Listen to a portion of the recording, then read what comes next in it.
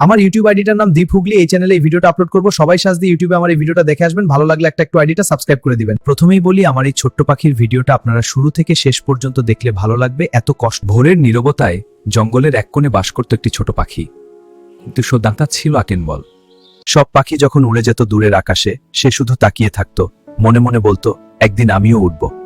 অনেকবার চেষ্টা করেও সে পড়ে যেত, ব্যথা পেত, তবুও হাল ছাড়ত না।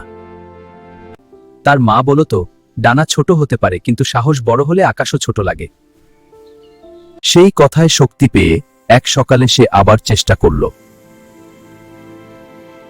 এই প্রথম সে উঠল, খুব বেশি না, কিন্তু নিজের মতো করে।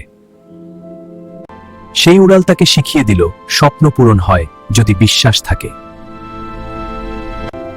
শিক্ষা: ছোট হওয়া কোনো বাধা নয়, চেষ্টা থামালেই হার। এত কষ্ট করে ভিডিও বানায় পাই না, তোমাদের সাপোর্ট। আমার এই ভিডিওটাতে একটা লাইক আর আমার ইউটিউব চ্যানেলটা সাবস্ক্রাইব করে দিবেন প্লিজ, এতটুকুই অনুরোধ।